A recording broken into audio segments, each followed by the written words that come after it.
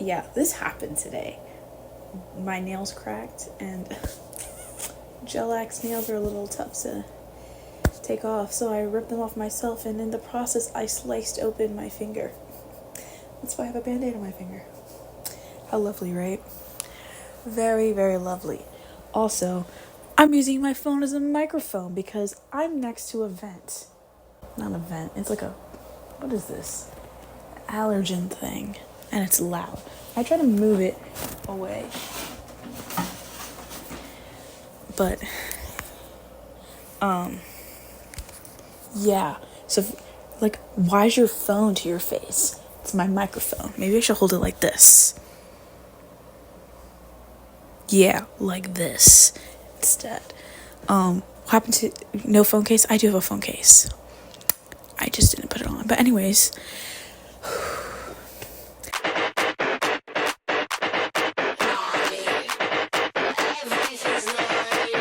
Hey guys, welcome back to my channel. And as promised, in today's video I'll be talking about Fantastic Four First Steps. I saw it on opening day on the Friday, July 25th. But yeah. Oh my god. Before I get started, make sure to like and subscribe if you haven't already. And yeah, so let's get into it. So, I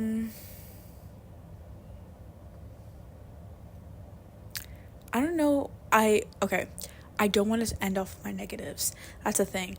I want to be more positive in my video. I want to be positive. I like to be positive. But I do have a few negatives. If you follow me on my Letterboxd, which you should go follow me on my Letterboxd if you haven't, I already posted my review, and if you saw that, then you'll know my thoughts on this movie already. But this will be a longer, more extended, more in-depth, I guess, things. But so yeah, I'm gonna start off negative because I want to end off positive because I really enjoyed this movie, and I don't want to seem that I'm shitting on this movie when it was pretty good. But that being said, here comes my negatives, though they're very few. My first negative, I guess, was oh my god, it's in my Letterboxd review. It's more of the green screen. The green screen was green screening. You could tell it was a green screen sometimes in the city of New York. That's my only complaint, honestly, with any type of special effects. All the other special effects looked so good. Because Galactus, terrifying looking, awesome looking, though I do have a negative with how Galactus looks. I'll get into that after I talk about how amazing the CGI was. Man, I said I was going to put my pauses at the end, but I just can't not help myself talk about how amazing CGI was. Silver Surfer looked amazing. Johnny looked great with his... Reed and his powers, awesome. It didn't look weird. Everyone looked great. I like that a lot. But yeah, those green screen moments, my phone was like, well, that was noticeable. And you're probably wondering, oh, you must be also not like the CGI baby. The baby looked very much real, and I'm pretty sure it was a real baby on set, or they used a real baby at some point, because Franklin looked real. I'm sorry. He looked real to me. I think the CGI would looked good, in my opinion, for little baby Franklin Richards. That's just my opinion. Though some parts did look CGI, but some other parts looked like it was a real baby. And I'm pretty sure they said they did use a real baby, but who knows? For sure sees. But, yeah, so my next negative, back to Galactus, is the coloring of Galactus. Yes, he looks terrifying. I know, this is gonna be so dumb and so nitpicky, and does not matter whatsoever, because what I'm about to say is that his coloring looks awful. It's boring. It's bland. I just didn't like it. I was like, he looks menacing, though. I know he wouldn't look as menacing if he was bright purple, but man, I'm missing the color because everything else looks so colorful, so lively, so bright and beautiful, and he looks boring. He looks terrifying, but boring in color. He, like, I came out there and the first thing I told my dad was, he looks kind of brown. He kind of looks like sad, but I get it. He's not supposed to look happy because he's not a good guy, but it's like, that's just a little bit, this kind of bothered me. I'm gonna take off my glasses because they're kind of foggy, because it's just way too humid out, and the humidity has been fogging out my glasses. But anyways, that's a little aside. The weather has been really weird by me, but yeah, and then here comes my next negative.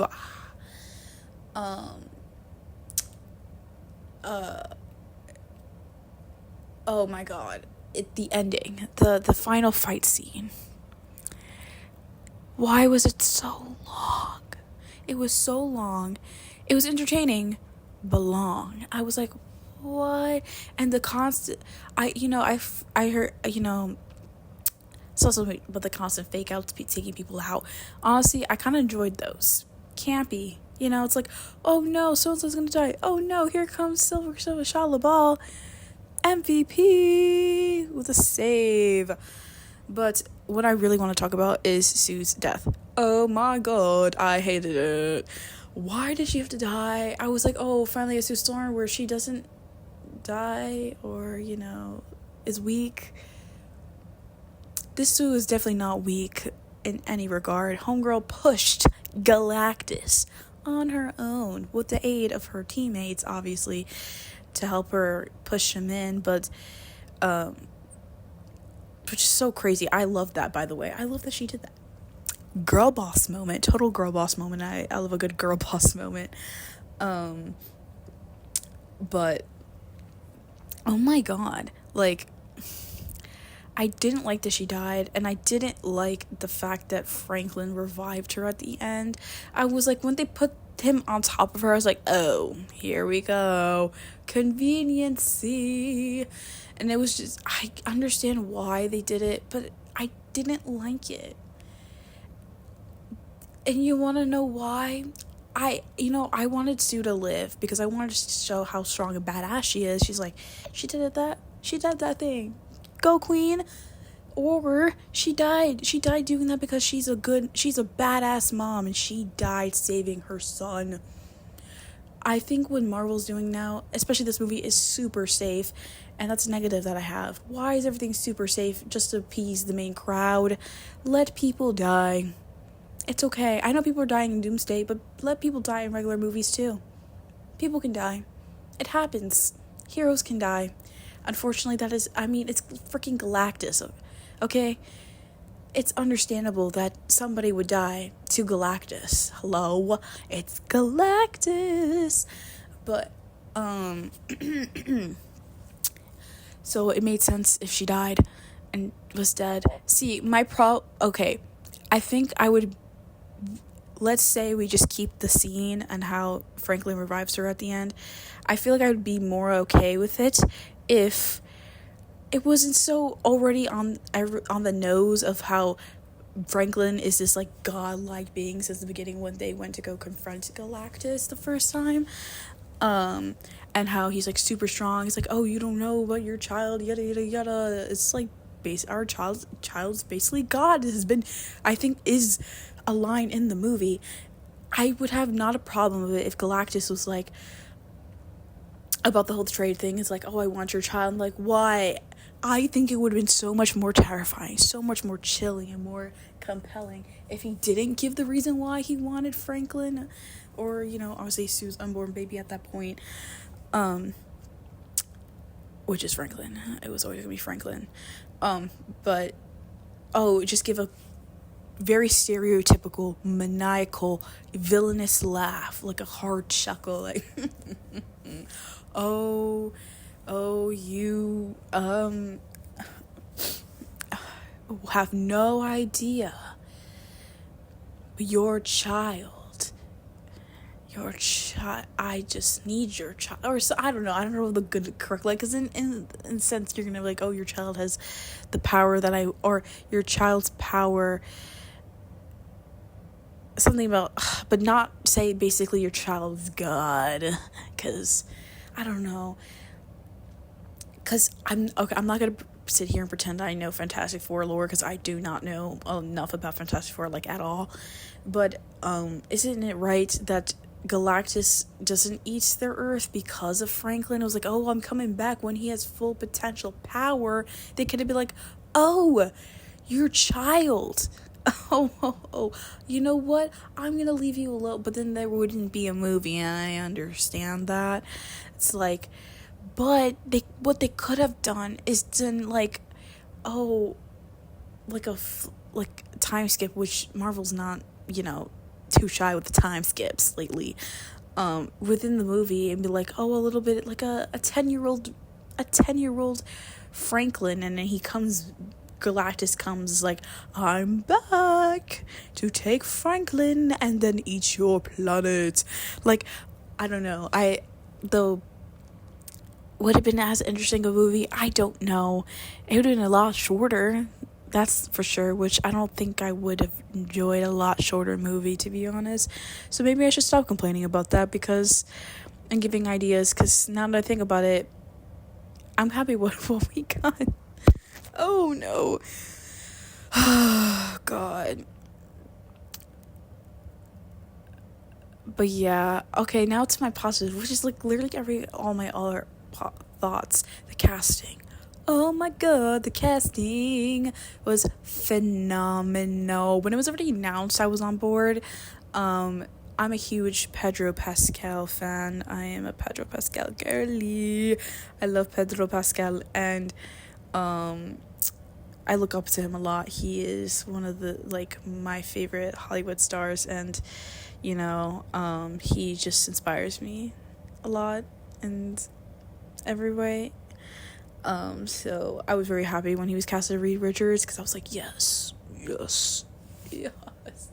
One of my favorite actors in Marvel, and he killed it. Very believable. Genius, in my opinion. Yes. Vanessa Kirby. She was mothering.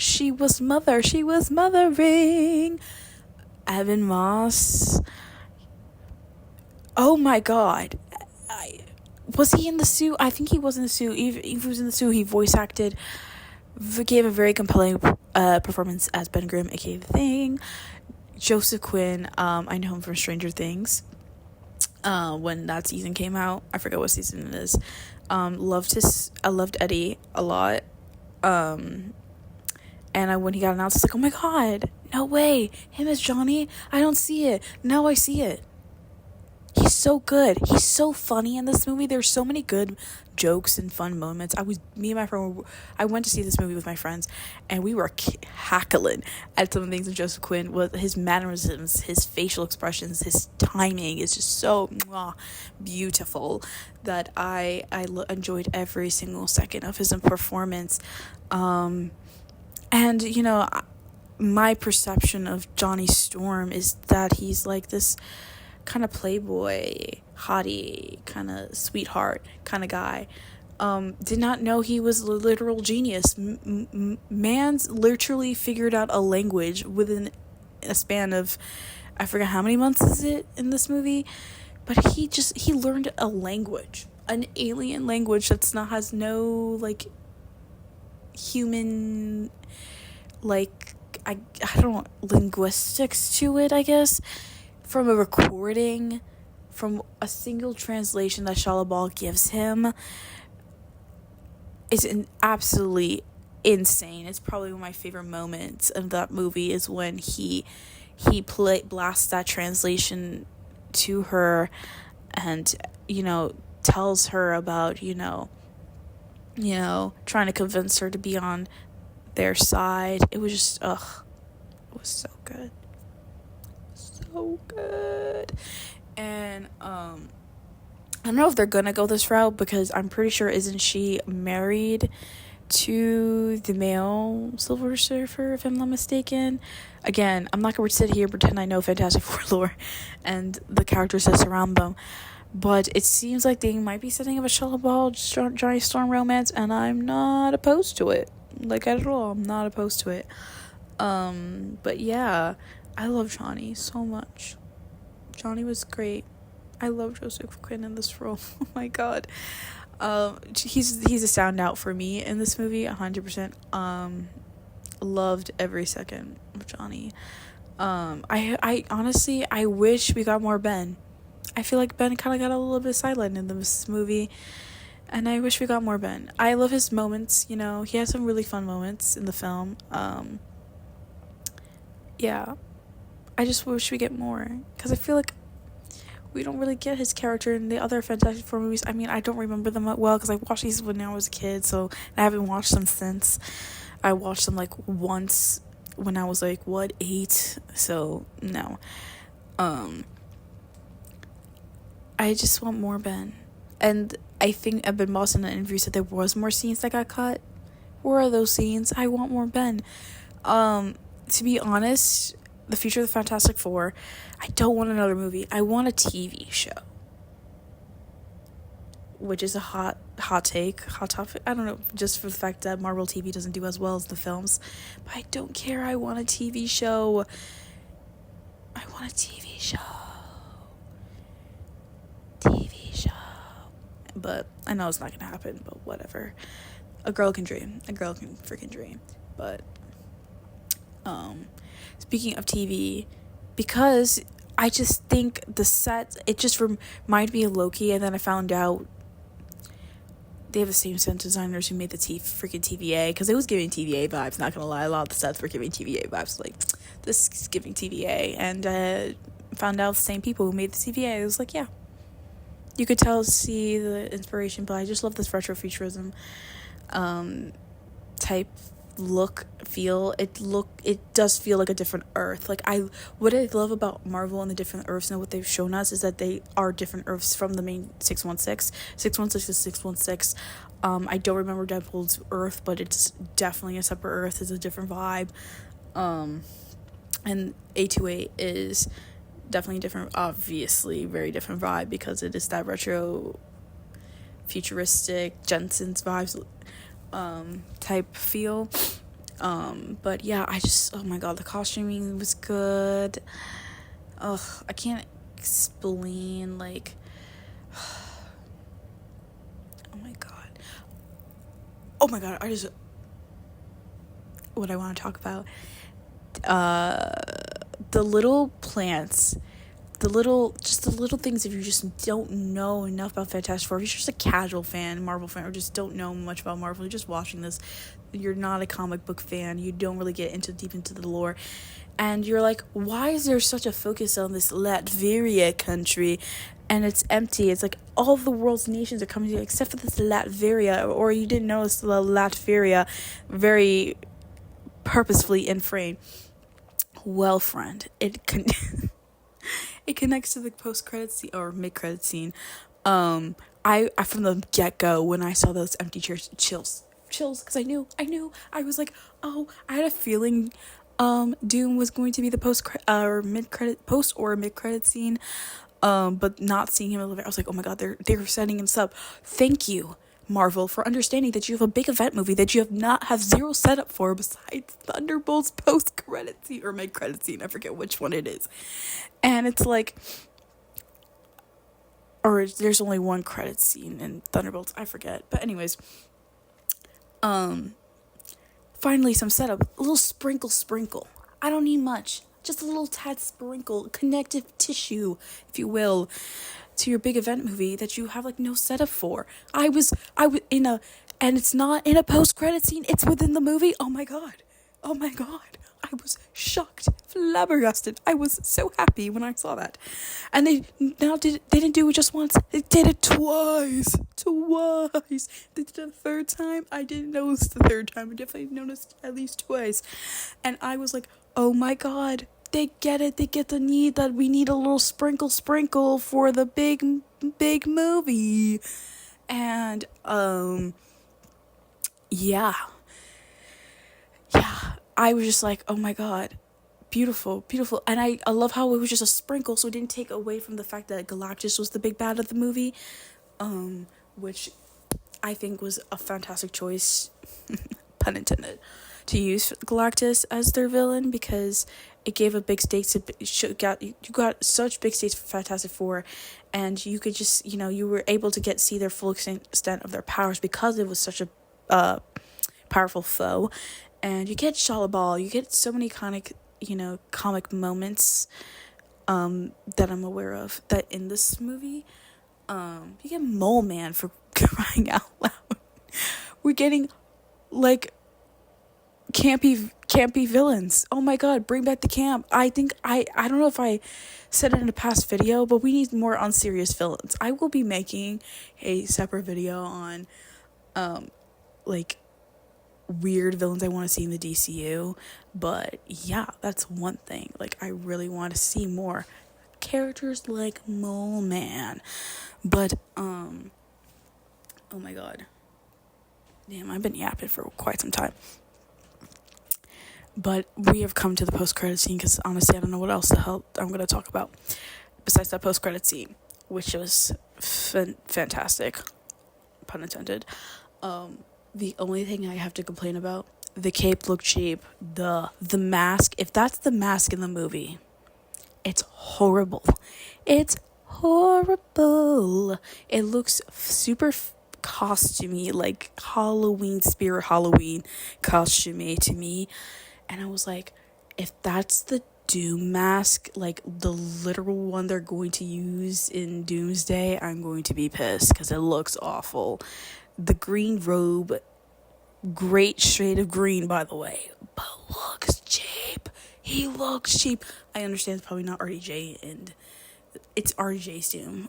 I'm going to certify that it's RDJ's Doom, but it was definitely not RDJ in the robe. It was someone on set that day was like, hey, put this green robe on for a second for me. Yeah, that was that, giving that vibe. But Franklin is so fun because he's just a 4-year-old little kid, and he likes reading like intellectual books, but also fun, cute little picture books. He's me, in my reading taste, because right now I'm reading Animal Farm. And you know what I was reading before that? Skyshade by Alex Astor. And comic books. I'm always reading a comic book and webtoon. Like, I'm reading classic literature and manhwa at the same time. Total mood. I vibe with that heavily. But back to the post-credit scene. The way he caressed his cheek, like, come here, my child, like, type vibe. Oh my god, how creepy, how weird, how whoa, dude, what are we doing, Victor? And obviously, I think this is what's gonna lead into Doomsday. Obviously, I think the post or mid-credit scene, Thunderbolts, is the first shot, or like the first major scene in the movie. This is going to be the motivation as to why the Fantastic Four show up to 616. Because this is this is probably not original, but I feel like the Doom, RDJ's Doom, is 616 Doom, or a different Doom, I don't know. A Doom from Knots 828 coming to find Franklin because Franklin's OP and was like, I'm gonna steal you because I can. And Franklin got kidnapped by Victor Von Doom. So now Fantastic Four, hopefully, Shalabal, she's somewhere else in space with Galactus, but they're going to go find Franklin. That's the big motivation, and they're going to bump into Yelena and the rest of them, and to find little Franklin. Franklin is going to be the main focus of this movie, which, honestly, I have no hope for Doomsday, I'm going to be honest. I keep saying that because I generally don't have any hope for this movie, and I'm saying this, I'm gonna have low expectations, so when it is pretty decent or an spectacular movie, I will be glazing the fuck out of it, for lack of better words, if it's that hype. But I'm keeping my expectations low just in case the movie is absolute garbage. But whatever. But does this post-credit scene make me more excited for Doomsday? No, it makes me even more worried for Doomsday. Fact being that Franklin is going to be the center of this movie, I guess it gets grounded up. I don't know how I feel about it. Another thing I don't feel how I feel about it is that the film is not even finished. They didn't even finish the script, apparently. I hope it's a lie, and that, it's a lie, and they've been just lying to these actors, like, about the script being unfinished, and that the third act hasn't been written yet, even though it has, just so nothing gets leaked. But if it's true, fear this movie, I don't know, why are we filming this movie if the script isn't finished yet? Like, what if the ending's terrible and Kevin Feige's like, yo, this is a bad ending, you're gonna have to refilm this or make something up because it's garbage? Or unless they're, I don't know, they're trying to, I don't see what the big, whatever. I'm just thinking too much. I'm thinking too much about things that don't matter. Well, writing does matter. Writing matters a ton when it comes to making a film. Besides, I think writing, proper casting, and cinematography are top 3 most important things in a film, to be honest. The score is up there, obviously. The score matters. But does it really? It does, but not as much as the other 3 I just mentioned. Speaking of score, man, I forgot to talk about the score. Awesome! The Fantastic Four theme is so good, super catchy, and everything just, like, flows so beautifully within everything. It was just, like, it just made my heart happy. I was like, oh, great. A score I can remember, because honestly, I don't remember scores a lot of the times, unfortunately. If it's not Star Wars, because Star Wars is just too iconic of scores. John Williams, so good. Like, literally, anything that John Williams, Hans Zimmer, and, like, Ludwig Göransson puts out and makes will always be ingrained in this brain forever. Though Hans Zimmer does something for stars, either way, Hans Zimmer is just a too iconic composer to not, be mentioned. But yeah, I feel, did I talk about everything I want to talk about? I want to talk about Herbie. Herbie was cool. I like Herbie. Herbie's cute. Herbie will be selling, there will be a lot of Herbie merch. I just see it now. Lots of Herbie merch. I mean, you have to have a cute little mascot to sell merch with. Like, it's just a Disney thing, to be honest. Marketing tactic, if you will. Though Herbie is in the comics, it's like they pulled Herbie out of anywhere. Thin air, I should say. Her final rating of this movie. I didn't even give you my final rating. Originally I gave this a 3.5 stars out of 5, aka a 7 out of 10 on Letterboxd. Now that I'm more to think about it, it's closer to an 8. 100% is an 8. 8 because it 8.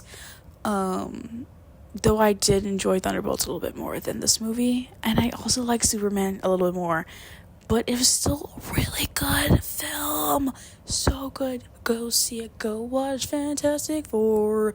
I mean, if you watch this video, there's heavy spoilers, so I would assume you've seen Fantastic Four. Go see it again. Though I won't be, because I don't think I can see it again. I don't think I'll see it again in theaters. I'll wait for it to come out streaming. But if you have the money, the resources, and the funds, and the time, go see it again.